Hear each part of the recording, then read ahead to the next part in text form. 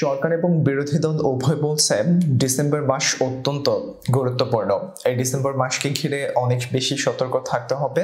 আওয়ামী লীগ বলছে শুধু ডিসেম্বর নয়, মার্চ মাস পর্যন্ত নানান রকম ষড়যন্ত্র মোকাবেলা করতে হবে সরকারকে। আর বিএনপির পক্ষ থেকে একাধিক নেতা বলছেন সরকার নাজুক অবস্থায় ইতিমধ্যেই চলে গেছে। এই অবস্থায় ডিসেম্বরে নতুন কিছু হয়তো ঘটতে যাচ্ছে, কিন্তু কি ঘটবে ডিসেম্বর মাসে সে সম্পর্কে বিএনপির নেতারা কোনো কিছুই স্পষ্ট করে বলেননি। ডিসেম্বর মাসকে ঘিরে রাজনৈতিক অঙ্গনে নানান রকম জল্পনা কল্পনা শুরু হয়ে গেছে। প্রিয় ভিউয়ার্স, দেশ বাংলা টিভিতে আপনাকে স্বাগতম জানাচ্ছি। আপনাদের সঙ্গে আছি আমি মোহাম্মদ নুরে আলম। শুরুতে জানিয়ে দিব আমার হাতে থাকা আজকের দিনের অন্যান্য সংবাদগুলোর প্রধান প্রধান শিরোনাম। 5 ভয়ঙ্কর বিপদের মুখে বাংলাদেশ। কি হতে যাচ্ছে ডিসেম্বরে, বিস্তারিত থাকছে আমাদের প্রতিবেদনে। শেখ হাসিনা এখন কি করবেন? অবশেষে থাকছে বন্ধুহীন আওয়ামী লীগ, জোটচাঙ্গায় মনোযোগ। দেশের সকল সংবাদ পেতে আমাদের চ্যানেলটি সাবস্ক্রাইব করুন। আর আপনি যদি আগে থেকেই সাবস্ক্রাইব করে থাকেন তাহলে সবার আগে সর্বশেষ সংবাদ পাওয়ার জন্য এখনই বেল আইকনে ক্লিক দিয়ে রাখুন। দেখছিলেন প্রধান প্রধান শিরোনাম। প্রিয় ভিউয়ার্স, আমাদের ভিডিওটি দেখার আগে একটি লাইক দিয়ে পুরো ভিডিওটির সঙ্গে থাকার জন্য অনুরোধ জানাচ্ছি। এবার জানিয়ে দিব বিস্তারিত সংবাদ। 5 ভয়ঙ্কর বিপদের মুখে বাংলাদেশ। জনগণের মধ্যে এক ধরনের উদ্বেগ উৎকণ্ঠা তৈরি হয়েছে, আর সবকিছুর সূত্রপাত হয়েছে গত 12 নভেম্বর থেকে। এদিন দিনে দুপুরে রাজধানীতে 6টি গুরুত্বপূর্ণ স্থানে 11টি বাসে আগুন দেওয়া হয়েছে। বাসে আগুন দেওয়ার পরপরই সরকার অনেকটাই তৎপর হয়ে গেছেন। একাধিক মামলায় বেশ কয়েকজনকে গ্রেফতারও করেছেন। স্বরাষ্ট্রমন্ত্রী সংবাদ সম্মেলনের মাধ্যমে সুস্পষ্টভাবে এই ঘটনার জন্য বিএনপিকে দায়ী করেছেন। তারা যে সন্ত্রাসী রাজনীতির পথে আবারও হাঁটতে শুরু করছে সেটি তিনি আবারও উল্লেখ করেছেন। এই সমস্ত উত্তাপ উত্তেজনা এবং টানাপোড়েনের মধ্যে আলোচনায় আসছে ডিসেম্বর মাস। ডিসেম্বর মাসে কি ঘটতে পারে তা নিয়ে নানান রকম জল্পনা কল্পনাও চলছে রাজনৈতিক অঙ্গনে। রাজনৈতিক বিশ্লেষকরা মনে করছেন ডিসেম্বর মাসে অনেকগুলো ঘটনায় ঘটতে পারে। এটি শুধু রাজনীতি নয়, আমাদের স্বাস্থ্য এবং অর্থনীতির ক্ষেত্রে নানান রকম পরিস্থিতির মোকাবেলা করতে হতে পারে সরকারকে। ডিসেম্বর মাসে যে ঘটনাগুলো ঘটতে পারে বলে রাজনৈতিক বিশ্লেষকরা অনুমান করছেন তার মধ্যে রয়েছে প্রথমেই সহিংসতা ও সন্ত্রাস। 12 নভেম্বর বাসে আগুনের ঘটনাটি ছিল একটি টেস্ট কেস, একটি ছোট্ট ঘটনা।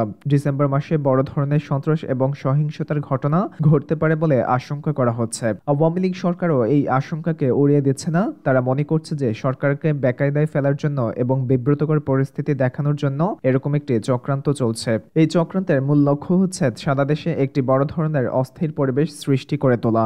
দ্বিতীয়ত, গুম খুন এবং বড় ধরনের নাশকতা। যেহেতু সরকার বিরোধী রাজনৈতিক দলগুলো আবারও সংগঠিত হচ্ছে, সেহেতু আবার নতুন করে দেশে গুম খুন এবং বড় ধরনের নাশকতা, বড় ধরনের স্থাপনায় আক্রমণ ইত্যাদি ঘটনা ঘটতে পারে বলে ধারণা করা হচ্ছে। সেটার জন্য টার্গেট করা হয়েছে ডিসেম্বর মাস। জামাত শিবিরের কাছে ডিসেম্বর মাসটা অত্যন্ত বেদনাবহ মাস, কারণ এই মাসে তারা পরাজিত হয়েছিল মুক্তিযুদ্ধের চেতনার কাছে এবং মুক্তিযুদ্ধের কাছে। বাংলাদেশ বিজয় অর্জন করেছিল এই ডিসেম্বর মাসে। তাই এই ডিসেম্বর মাস এলে বিএনপি জামাত জোট নানান ধরনের ষড়যন্ত্র করে এবং প্রতিশোধ গ্রহণের জন্য অনেকটাই সচেষ্ট হয়ে ওঠে। তৃতীয়ত, সামাজিক যোগাযোগ মাধ্যমে অপপ্রচার।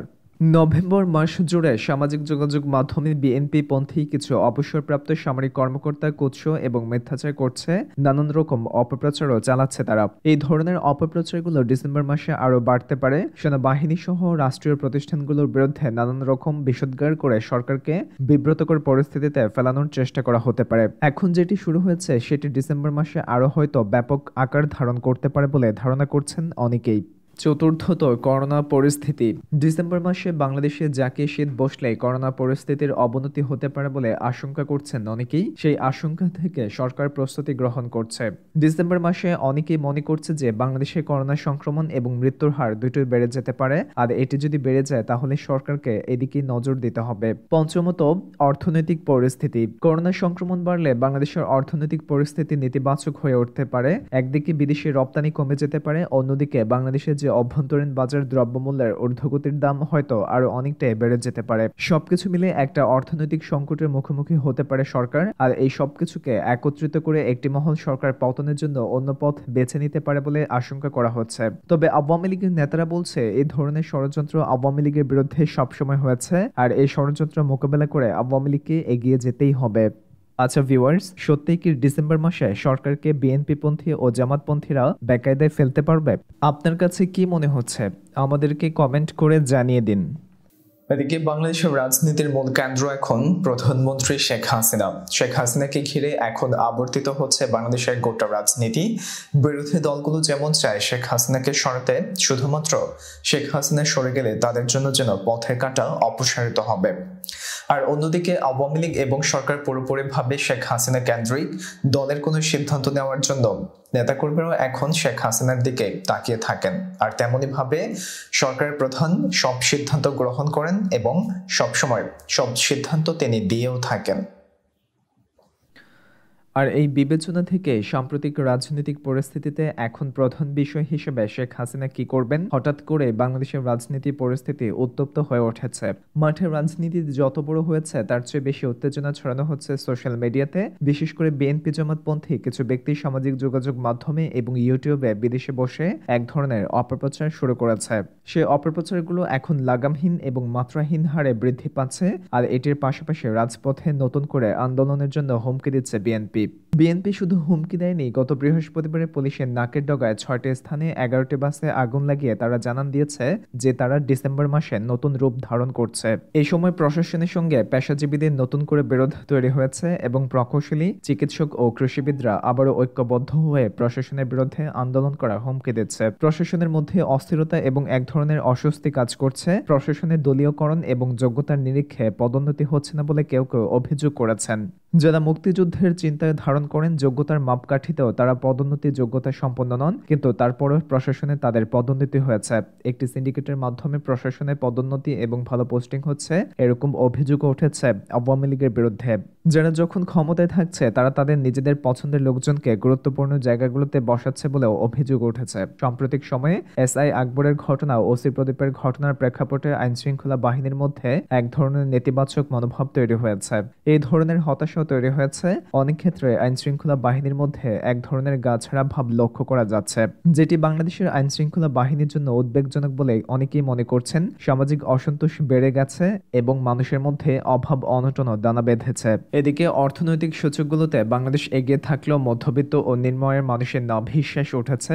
দ্রব্যমূল্যের ঊর্ধ্বগতি, এরকম পরিস্থিতিতে অনেকে চাকরি হারিয়ে গ্রামে যাচ্ছেন, সেখানেও তারা ভালো নেই। এছাড়াও অভিবাসন সংকট নতুন রূপ ধারণ করেছে। এই অভিবাসন সংকটের ফলে যারা দীর্ঘদিন বিদেশে কাজ করে এখন চাকরচ্যুত হয়ে দেশে অবস্থান করছেন, তাদেরকে পুনর্বাসন কিভাবে করা হবে এবং তাদের জীবনযাপন কিভাবে করবেন, সেটি এক বড় ধরনের সমস্যা হিসেবে আমাদের সামনে এসে উপস্থিত হয়েছে।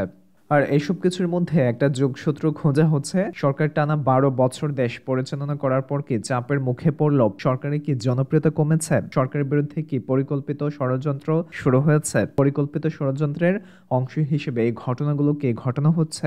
এই সমস্ত কোনো প্রশ্নের উত্তরে জানা নেই। তবে সব প্রশ্নের উত্তরের জন্য সকলে তাকিয়ে আছেন প্রধানমন্ত্রী শেখ হাসিনার ওপর। প্রধানমন্ত্রী শেখ হাসিনা কি করবেন, তিনি এই সংকটে কি সমাধান করবেন, সেটি হলো এখন দেখার বিষয়। আচ্ছা ভিউয়ার্স, শেখ হাসিনা অতীতে বড় বড় ইস্যুগুলোকে যেভাবে সামাল দিয়েছে, এবারের ইস্যুগুলোকে সেভাবে কি সামাল দিতে পারবে? আপনার কাছে কি মনে হচ্ছে আমাদেরকে কমেন্ট করে জানিয়ে দিন। এদিকে হঠাৎ দেশের রাজনৈতিক পরিস্থিতি উত্তপ্ত হয়ে উঠেছে। বিএনপি আজ এবং আগামীকাল প্রতিবাদ দিবস পালন করছে। বিএনপির একাধিক নেতাকর্মীর বিরুদ্ধে বাসে আগুন লাগার ঘটনায় মামলা দায়ের করা হয়েছে। বিএনপির পক্ষ থেকে বলা হয়েছে তারা বিনা চ্যালেঞ্জে সবকিছু ছেড়ে দেবেন। অন্যদিকে আওয়ামী লীগ বলছে বৃহস্পতিবার বাসে আগুনের ঘটনা সুস্পষ্টভাবে বিএনপি জামাতের কাজ। তারা গণতান্ত্রিক উপায়ে সরকারকে পরাজিত করতে না পেরে আবারও পুরনো খেলায় মেতে উঠেছে। তারা সহিংসতা এবং অগ্নিসংযোগের রাজনীতি করছে, আর এই অগ্নি সন্ত্রাসের রাজনীতি কখনোই সফল করতে দেওয়া হবে না তাদেরকে। রাজনীতির উত্তাপের মধ্যে আওয়ামী লীগ তার পক্ষের জোটদেরকে ঐক্যবদ্ধ করার ব্যাপারে মনোযোগ হয়েছেন। গতকাল শুক্রবার আওয়ামী লীগের স্থানীয় সরকার মনোনয়ন বোর্ডের সভা অনুষ্ঠিত হয়। সেই সভায় সাম্প্রতিক দেশের রাজনৈতিক পরিস্থিতি নিয়ে আলোচনা হয় বলে একাধিক সূত্র জানিয়েছে। প্রধানমন্ত্রী শেখ হাসিনার সভাপতিত্বে অনুষ্ঠিত এই বৈঠকে আওয়ামী লীগের একাধিক নেতা সরকারের বিরুদ্ধে নতুন করে ষড়যন্ত্র হচ্ছে বলে মন্তব্য করেছেন। আওয়ামী লীগ সভাপতি শেখ হাসিনাও এই মন্তব্যের সঙ্গে একমত পোষণ করেছেন।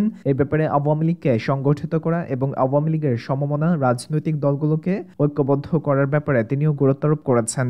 উল্লেখ্য যে 2018 সালে 30 ডিসেম্বরের নির্বাচনের পর থেকে আওয়ামী লীগ একলা চলো নীতি অনুসরণ করে আসছে।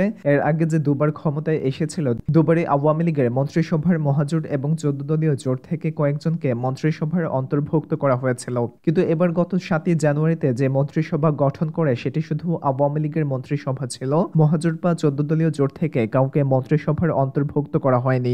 এরপর আস্তে আস্তে 14 দলীয় জোটের সম্পর্কে টানাপোড়েনের সৃষ্টি হয়। প্রয়াত মোহাম্মদ নাসিম জীবিত থাকা অবস্থায় 14 দলকে কিছুটা হলেও সচল রাখার চেষ্টা করেছিলেন তিনি, কিন্তু তার মৃত্যুর পর তার 14 দল একরকম নিষ্ক্রিয় প্রায়। গত 10 মাসে 14 দলের কোনো বৈঠক এখনো অনুষ্ঠিত হয়নি। মোহাম্মদ নাসিমের মৃত্যুর পর 14 দলের সমন্বয়কের দায়িত্ব দেওয়া হয় আমির হোসেন আমুকে, কিন্তু আমির হোসেন আমু দায়িত্ব নেওয়ার পর এখনো পর্যন্ত 14 দলের কোনো বৈঠক করতে পারেননি। আচ্ছা ভিউয়ার্স, আওয়ামী লীগ কি 14 দলকে আবারও একজোট করে দলের মধ্যে চাঙ্গা ভাব নিয়ে আসতে সক্ষম হবে? আপনার কাছে কি মনে হচ্ছে আমাদেরকে কমেন্ট করে জানিয়ে দিন। দেশ বাংলার সংবাদ এখনকার মতো এ পর্যন্তই। সবাই ভালো থাকুন, সুস্থ থাকুন এবং সবসময় দেশ বাংলার সঙ্গেই থাকুন।